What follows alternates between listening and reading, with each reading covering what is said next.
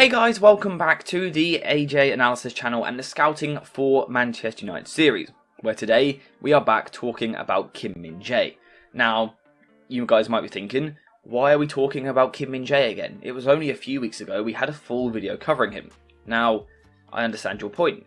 Firstly, this is Kim Min-jae we're talking about, one of the best centre-backs in the world. I'm going to talk about him in a lot of videos because he is so good.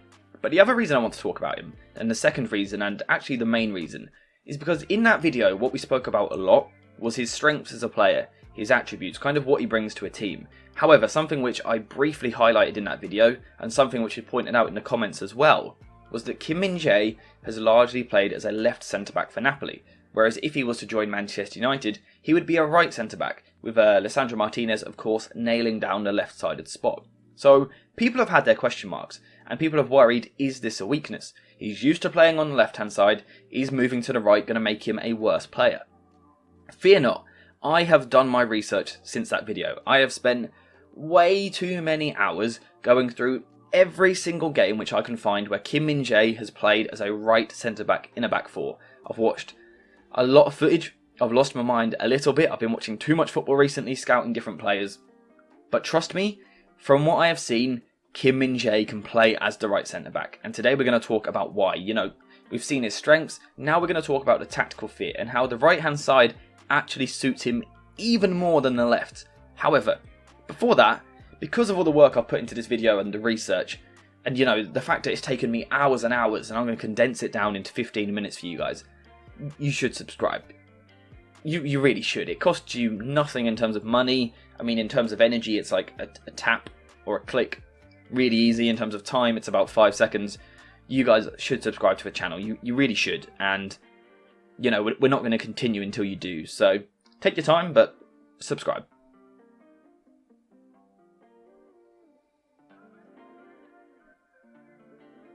Okay, that should be enough time. If you aren't subscribed to the channel by now, you need to take a look at yourself. Anyway, let's get into it. Why should Erik ten Hag sign Kim Min-jae? And we're going to start with the on-the-ball talk, because we know that Erik ten Hag loves his side to dominate possession. We want United to get to a world where they can do that. So let's look at why Kim Min-jae could help United on the ball as a right-sided centre-back. And first up, the question is, can he make this adjustment? The angle with which you receive a pass when you're a left centre-back is different to when you are a right centre-back. You receive the ball on a different foot, etc, etc. The question is, can Kim Min-jae make that adjustment? The answer is pretty straightforward, yes.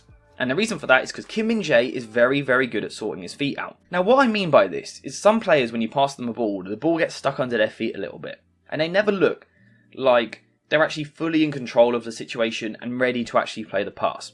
Kim Min-jae is not like that at all. You can give him a very sloppy pass on the left side of defence, on the right side of defence, or even when he steps further forward and is kind of surrounded. Kim Min-jae is very, very good at quickly sorting his feet out, getting the ball in a set position, and then passing forward. Which kind of suggests to me that whether it be left centre-back or right centre-back, he is fine receiving the ball, and that is what I have seen in the footage which I've seen for Napoli. Now from here, we kind of get the first big bonus of playing as a right-sided centre-back. It's a way in which it allows him to get out of the press even better than when he plays on the left-hand side. And this is a certain pass which is unlocked by playing this side. So let's say Manchester United are pressed. The striker will come over towards Kim Min-jae, the far side winger will come onto the other centre-back. Like this, all the passes look locked off. However, what we can see is the far side fullback is available. Now when Kim Min-jae is on the left side of defence, for him to play this pass he has to come inside, work the ball onto his right foot and then switch to play, which gives the opposition more time to press him. However, when he plays on the right hand side of defence, it is a much easier touch forward, open up the body, and then this clipped pass is on. So this is something which we don't see when he is at left centre-back, but we do see when he plays right centre-back. And this is a weapon that United could use to play out from the press, because other teams do it using their goalkeeper, United don't have that luxury. Kim Min-jae would certainly be capable of doing it. It comes because he's able to quickly sort his feet out, and then being right-footed, he has that simple clipped pass. Now the other thing which comes from being on the right hand side of the defence and being right-footed is it is more natural for him to step forward with the ball. Now again, let's picture a left footer in this situation, Lisandro Martinez. If he wants to step forward and play the ball with his stronger foot, he has to step infield, to his left foot, which means he is closer to the striker. Whereas by putting a right-footed player in the same situation, Kim Min-jae is stepping outwards. So again, this is a luxury he didn't have at left centre-back for Napoli, but would have at right centre-back for Manchester United. An easier way to step forward with the ball. And that's quite a frightening prospect, because for Napoli, he is one of the best ball-playing defenders in the world. What I'm trying to tell you guys is that he will get even better if he moves to the right-hand side. Now from here, he also has more passes in his locker by playing this position. And the first one, a really simple one, is just the ball up the line to the winger. It's very easy, but it's an easy way to progress the ball forward, and that is something which Kim Min-jae would bring to the side. Particularly if someone like Dalot was to invert and kind of drag a winger, it opens up the space for Kim Min-jae to play this pass very, very comfortably. Another pass which Kim Min-jae likes to play is a pass into the striker's feet. And the way that he does this is by taking a big touch to the right hand side like this.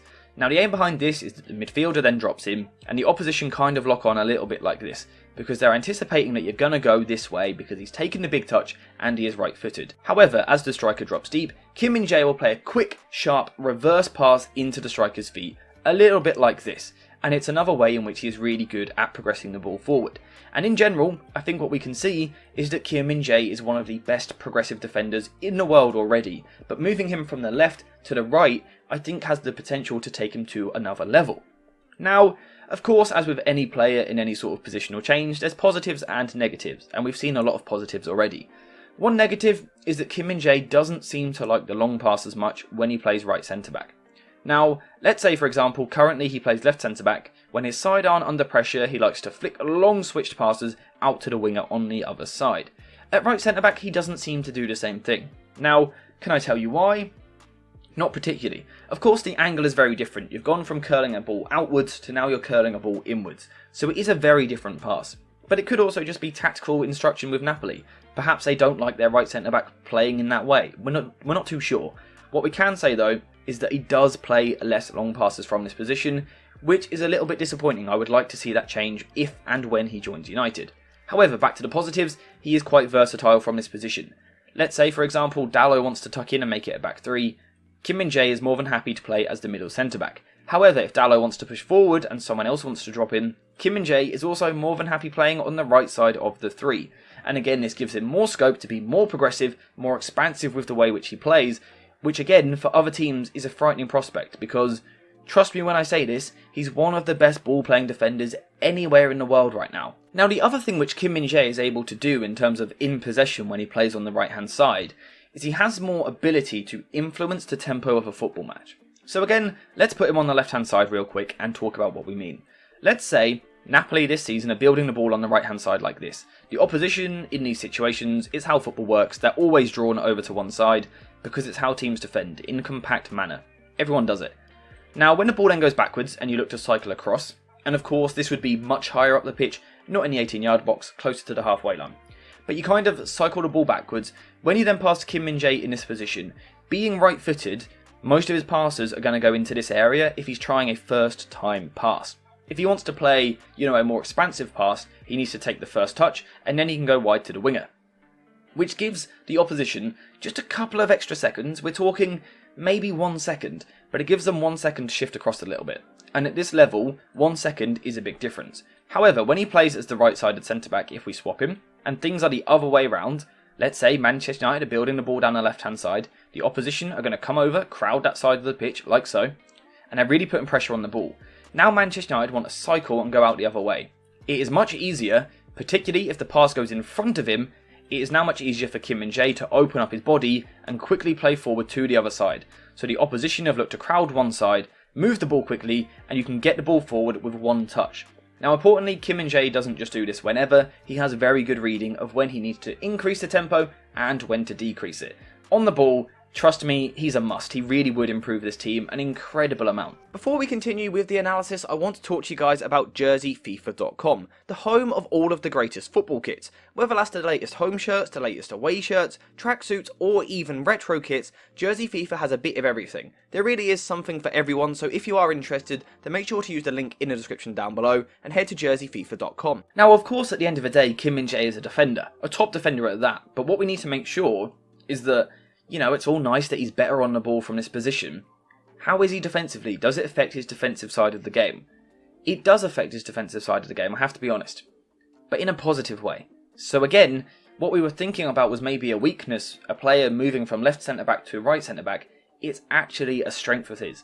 Immediately what we can see when a right-footed player is playing this position is the angles are more natural to him. Let's say he's isolated in this position here, a left footer wants to show the opposition inside, onto their left foot so they can quickly put the tackle in on their more natural foot. Of course, showing the opposition inside is dangerous because they're closer to goal. However, Kim Min-jae being right-footed on this side, he wants to show people away from goal, outside of the pitch, towards Kim Min-jae's right foot. Now importantly, this makes it easier for Kim Min-jae to tackle, but also, more importantly, he's forced the opposition away from goal rather than towards goal. So again, this is the benefit of a right-footed centre-back in this position. It's same towards the byline as well. It is much easier when your strong foot is closer to the ball from a defensive point of view rather than your weaker foot. It is much more natural for you to come through with the tackle on your right foot, your stronger foot, than it is your weaker foot. It's the same thing we were talking about with Lisandro Martinez earlier in the season. We were saying why it's so important that him and Luke Shaw are left-footed centre-backs when they play this position. It's the same for Kim Min-jae on the right-hand side as well. Now, the other thing which Kim Min-jae has in his game, thanks to the fact that he has played left centre-back and also right centre-back, is his ability to cover behind the defence. So yes, if the ball goes into a striker's feet, he's more than comfortable being super aggressive. That really suits Kim Min-jae. He absolutely loves that style of game. He wants to be physical with a striker, really impose himself. However, that isn't always the case. You can't always do that, especially when the ball's being built down the other side of the pitch. But let's say Lisandro Martinez is the one being aggressive, stepping up looking to put the tackle in. But the ball breaks through into this sort of area, into this sort of channel. The question is, can Kim Min-jae now cover this area? Is he comfortable coming across like this? Well, the answer is yes. And again, this is where, in fact, something which we thought was a weakness is actually a strength. Because he normally, for Napoli, plays on the left-hand side of the defence, but is also more than capable on the right-hand side as well, he is used to dealing with both sides of the pitch, all sorts of situations. So some players might struggle coming across and dealing with this, but not Kim Min-jae because he'd done it all season for Napoli. He's more than comfortable covering on either side of the pitch. So again, something which we thought was a weakness is actually a massive strength. Now, for all of these reasons which we've been talking about, I think you can probably tell I am a massive fan of Kim Min-jae. And the fact his release clause in July is about 42 million is just a joke. It's such an affordable price. You don't get that option very often for one of the best defenders in the world right now. Would there be an adaptation period if he joined a team? Of course. But I truly believe, from everything that I have watched, that he is more than capable of making the adjustment, the shift from a left-sided centre-back to a right-sided centre-back in this Manchester United team. I'm more than confident that he can do that. Now, with that in mind, Kim Min-jae is going to be the first player this summer which I'm going to outright say Manchester United must sign Kim Min-jae. The whole purpose of the Scouting for United series has been to look at different players all throughout the season so that in the summer, right now, we could put our hand on it and go, sign this player, this player, this player. Kim Min-jae is the first one which gets my true recommendation of Manchester United have to go and sign him. And fortunately, it kind of looks like it might happen if you believe the newspapers. If it does happen, Manchester United will have themselves a brilliant defender and a brilliant partnership. If the signing does happen, let me know if you would like a video covering how Kim Min-jae and Lisandro Martinez could work together.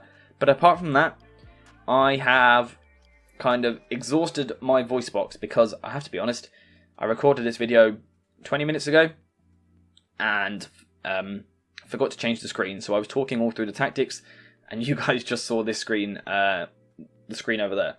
So I've had to re-record this video. So I'm a little bit out of breath from talking basically. So that's where I'm going to leave this video, but let me know what you think in the comments down below. Like I said, for me, he gets my recommendation, my seal of approval if you like, if it means anything to you. I think he's more than capable of making the adjustment from left-sided centre-back to right-sided centre-back. He would massively improve United's ability to play out from the back first, but also to sustain possession, to build attacks with his progressive play. It's a massive upgrade. Again, if you want to check out the first part on Kim Min-jae from a few weeks ago, you can. We spoke about kind of certain attributes a bit more in depth, so make sure to check it out. But Manchester United should sign Kim Min-jae. That's my final thought. Let me know yours in the comments down below. But apart from that, thank you guys for watching. I hope you have enjoyed it. And as always, I will see you in the next one.